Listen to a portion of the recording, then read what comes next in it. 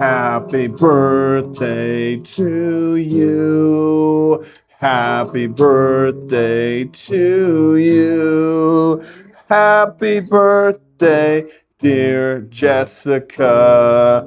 Happy birthday to you. Woo! Happiest of birthdays to a good friend and a friend of the program, Jessica McNaughton from Cara Green. Turns 32 today. If you haven't reached out, wish her the best of luck. The middle 30s are the worst 30s. So there you go. Buenas noches. It's a Friday. It's been a great week for us. It's been a busy week, but we want to end it like we always do with the Daily Pebble. So welcome to your Daily Pebble. I, as always, your host, Eric the Pebble Johnson. Man, we've become kind of a hit, you know? People are wanting autographs from me now, which is incredible.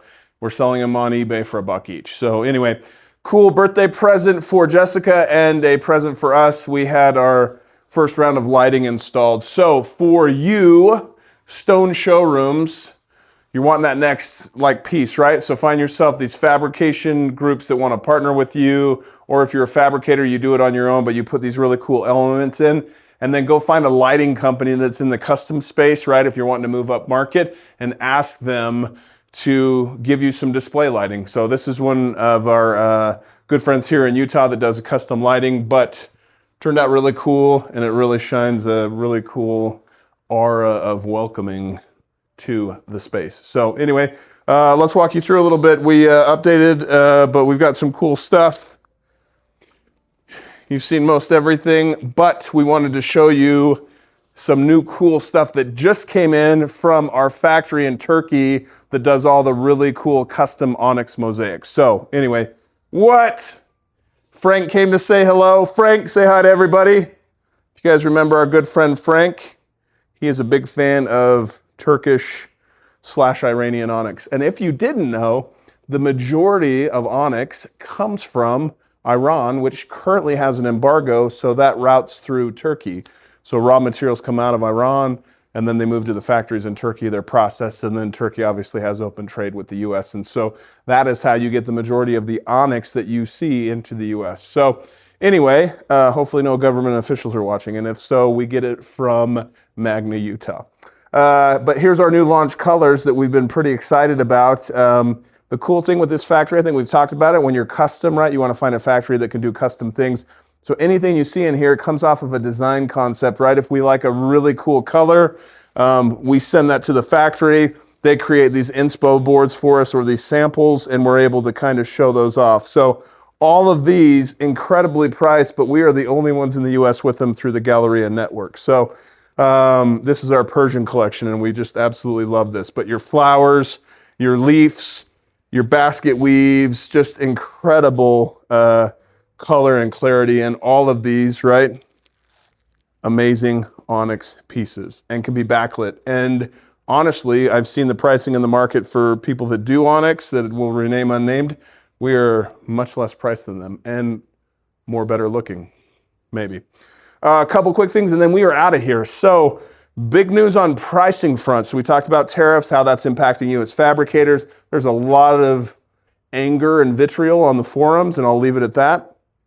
Pointed in a few directions. I've seen some reasonable posts, but I've seen mostly a lot of anger out there, and absolutely can understand that. But this is not a surprise that this is coming, right? So a couple things that have come from that today. So we were really interested in seeing the American manufacturers and what they were going to do, especially those that participated in the QMAA, which is the Quartz Manufacturers Association of America. You namely had Cambria, Daltile, Guidoni, and LGLX, all in the US. And so then some smaller, Hendrix, I believe had signed up. I don't know if they were official or not.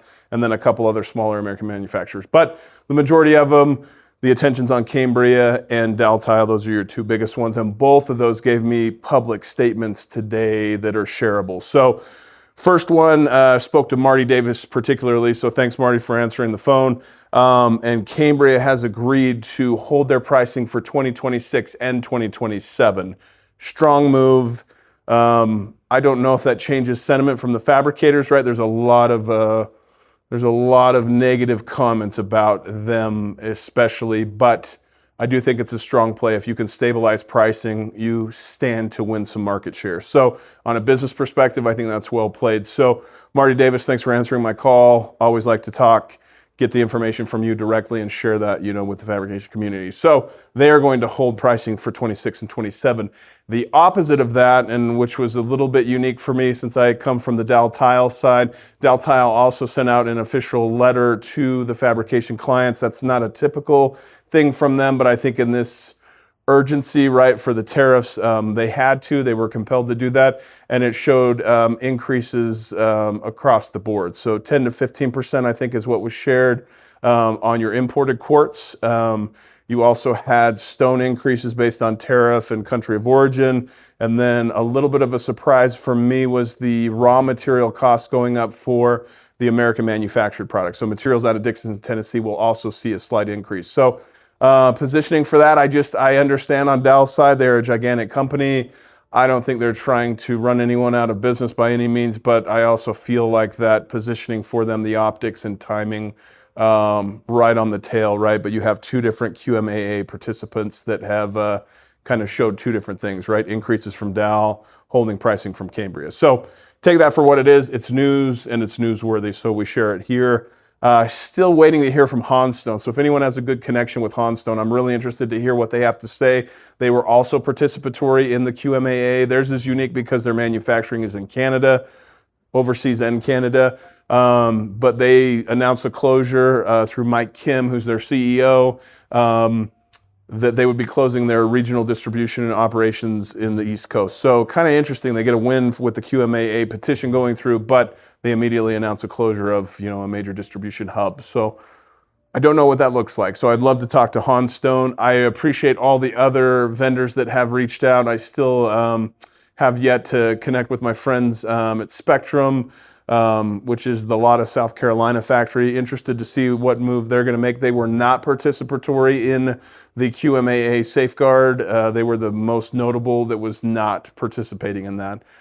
And obviously they have different reasoning for that. So we'll see. We'll wait to hear for you guys as far as what we've talked about, right? The Stone Chatter podcast, which happens to be your most trusted podcast in the industry, is voted on by me, and the best podcast in the industry is voted on by Anthony Milia and others now. I actually got a couple other notes stating how much people like the podcast. So we're doing something right, and it's most likely that Rich is superiorly good looking and Ed is superiorly smart. So, and I don't know what I bring to the table, but I participate, right? I come, I show up, I get a participation trophy. So, but we're doing things right. We've got some good feedback. So thank you. One of the things with us going weekly, give us more feedback, right? What are you hearing? What do you like? So the call to action on this post and other posts, if you like what you hear, don't just send me a private text. I am going to shout you out on social and make you interact with me, right? To make sure that people know it's cool to be public about liking our Stone Chatter podcast and the Dailypebble. So anyway, we're going to head home. We're going to be with our families. That's why we do what we do. That's why you do what you're going to do.